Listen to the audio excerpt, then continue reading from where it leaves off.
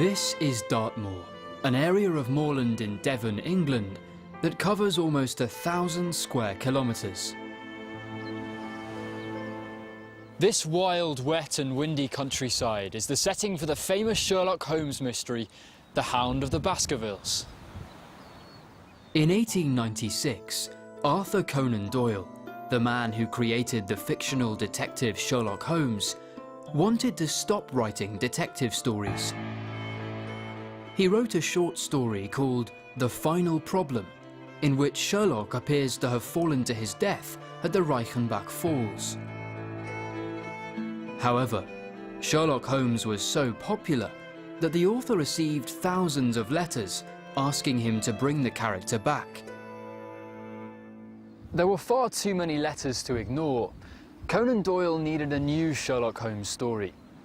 Then, in 1900, he met Bertram Fletcher Robinson. Robinson, who was working as a journalist at the time, told Doyle about an old legend from rural Devon. The myth was about a cursed family and a huge black dog that hunted and finally killed each member of the family. When Robinson introduced Doyle to the mysterious landscape of Dartmoor, the author knew he had found the setting for a brand new Sherlock Holmes adventure, The Hound of the Baskervilles. In the story, Holmes and his friend, Dr. Watson, investigate the murder of Sir Charles Baskerville.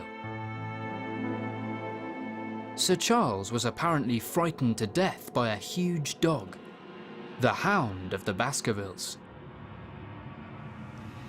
If Holmes and Watson can solve the mystery of Sir Charles's murder, maybe they can save the life of his nephew, Sir Henry Baskerville. Dartmoor is a major character in the story too. These rocky hills, called tors, feature a lot.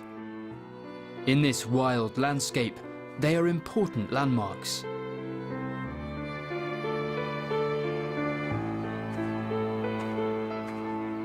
And it's on a tour like this that Watson sees a thin, shadowy figure who he thinks is an escaped prisoner from the nearby Dartmoor prison.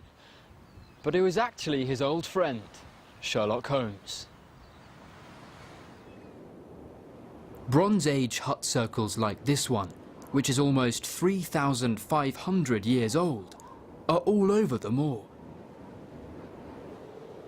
There are 24 hut circles here, and they provide Holmes with the perfect hiding place, where he can watch without being seen. In the story, Holmes sends Watson to Baskerville Hall for two reasons: to investigate the death of Sir Charles and to protect Sir Henry. Sherlock travels too, but he goes alone and in secret. If he had gone with Watson, everybody would have known that the famous detective was on the case.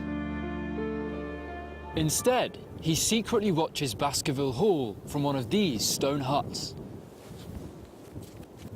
In the end, Holmes reveals himself to Watson.